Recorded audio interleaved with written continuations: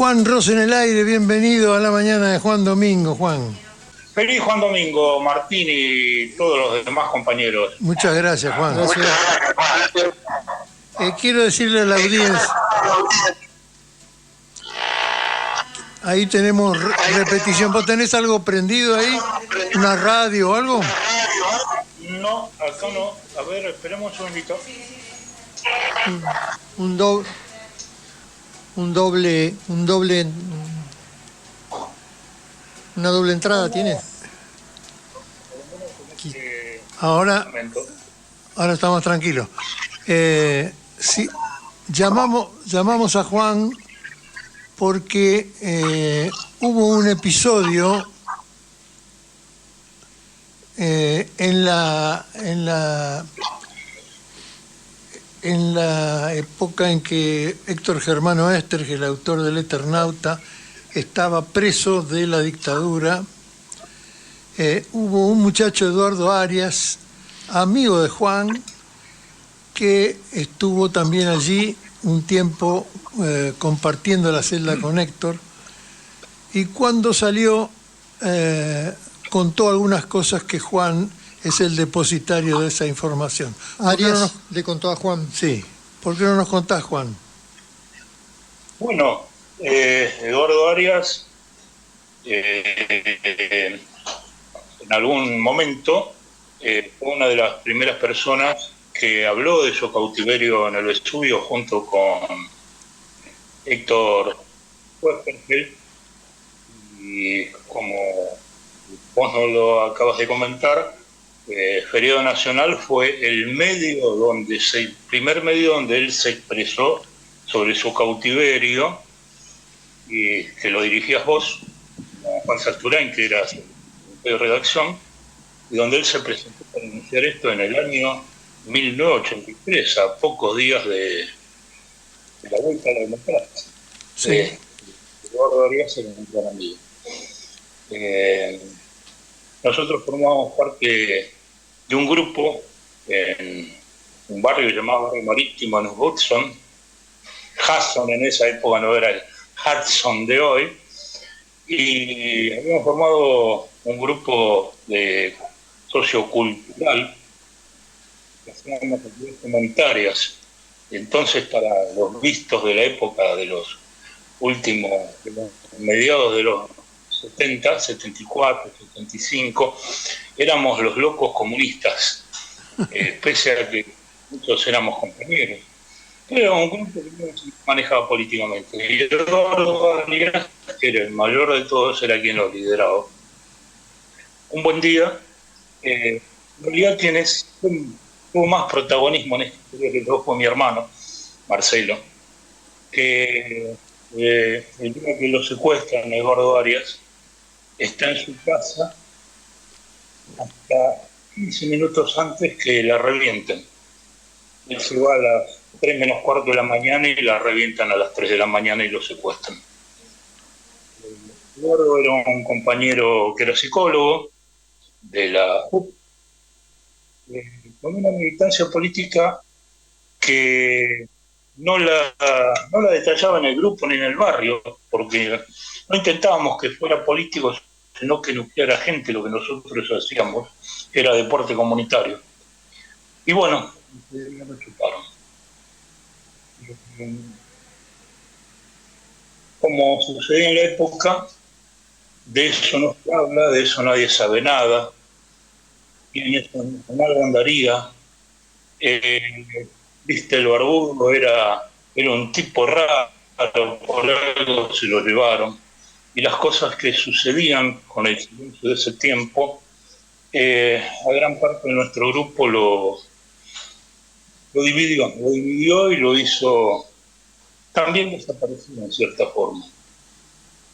Sin noticia de qué le había pasado durante un año. Al año, creo que fue, no me acuerdo si fines del 78, principio del 79, mi mamá recibe una persona y le dice: señora, ¿usted es la mamá de Marcelito y de Juanjo? Sí, Marcelo es uno de mis hijos. Bueno, tomé esta. La notita decía: hola Marce, no, hola Cabezón. Hola Cabezón, Marcelo, si sabes quién, si me reconoces la letra, sabes quién te escribe. Te espero mañana a las 2 de la tarde en Azopardo y Belgrano. Cuando yo llego, un par de horas después, me muestra mi hermano la nota. Mi hermano en ese momento tenía 18 años, 17, yo tenía 20. Cuando le secuestraron a Eduardo, él tenía 15. Y fuimos del amigo, del compañero, de nuestro mentor, porque en cierta forma Eduardo era nuestro mentor en lo que hacíamos comunitariamente. Nos encontrábamos prácticamente una persona diferente. Quédate firme frente al micrófono porque cuando movés la cabeza se va el sonido. Nos encontramos con una persona que había perdido muchísimo peso, estaba muy delgado, demacrado, y nos dice que había estado preso. Y que lo que nos comenta, nos decía: estuve preso con el Eternauta, estuve preso con el Eternauta. Bueno, Eduardo, entre el borbotón de cosas que nos decía, la impresión después fue: pobre, la tortura lo destruyó por completo. Estuve preso con el viejo Germán. Bueno, Eduardo, está bien, calmate. Y nos dice algo muy particular dentro de lo que nos viene diciendo. Nos cuenta un par de anécdotas más de las que conocemos por la nota del Premio Nacional. ¿Qué querés que hagamos? No, ustedes, lo único que quería saber era que Marcelito estaba bien, porque en la tortura me decían: Barbudo cantá, cayó toda tu célula. Están Jorge, Juan Carlos, Juanjo, que soy yo. Tenemos a Marcelito y cantó todo. Hermano, Ahí se te fue la voz. Y por eso Eduardo, cuando sale, por eso Marcelito, mi hermano, tiene 15 años, y por eso Eduardo, cuando sale del cautiverio en el Vesubio, lo primero, o lo dejan salir, lo primero que intenta hacer es comunicarse con mi hermano para ver cómo estaba y denunciarlo. Nos dice: lo que le conté no digan nada, no es el momento, pero yo en algún momento lo voy a declarar, lo voy a denunciar. Y durante 3 años no comentó más nada. Nos encontramos 2 veces, nos cruzamos, y después lo próximo fue su denuncia en feriado nacional y su participación en el Nunca Más, contando, siendo la primera persona que contó que él estuvo preso con Germán, con el viejo Germán, con Héctor Germán Oesterheld. Esa es la pequeña historia que, bueno, como sabrás, la cuento en nuestro libro de historias de desaparecidos y aparecidos del Caburé Editorial. Contá en esta oportunidad un poco lo que le contó Oesterheld a Eduardo. Bueno, entre tantas cosas, lo que más resaltaba Eduardo sobre Oesterheld era su compañerismo. Me contaba que ellos jugaban al ajedrez de memoria, espalda con espalda, encapuchados, sin saber quiénes eran, porque no podían decir quiénes eran, no podían hablar de otras cosas que fueran su nombre, dónde estaban, qué sabían. Me contó de la Navidad donde les sacan las capuchas y Héctor, porque era el mayor, oficia prácticamente de compañero protector. Y bueno, hay una anécdota muy linda de que cantan después de eso y hacen una especie de misa. Le contaba sobre sus momentos de tortura, sobre su historia, sobre quién era. Y bueno, muy significativo todo esto.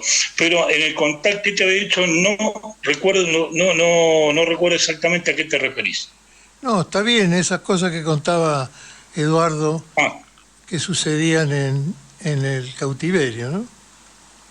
Bueno, después todo esto, que incluso había algo muy particular que varios de los amigos, cuando se enteran 2 años después que Eduardo estaba libre, me decían, no, Eduardo está completamente loco, habla de la incoherencia, dice pavadas, y el compromiso entre mi hermano, él y yo, había sido, no, hasta que yo no lo diga, no cuenten nada de esto. Uh-huh. Y lo respetamos a rajatabla. Y lo próximo que nos enteramos de Eduardo fue por la nota en Feriado Nacional, la nota de ustedes, tuya. Uh-huh. y de Héctor, y de Héctor, perdón, y de Juan. Juan Sasturain. Sí, algunas cosas se acordaba Juan en la entrevista que le hice estos días,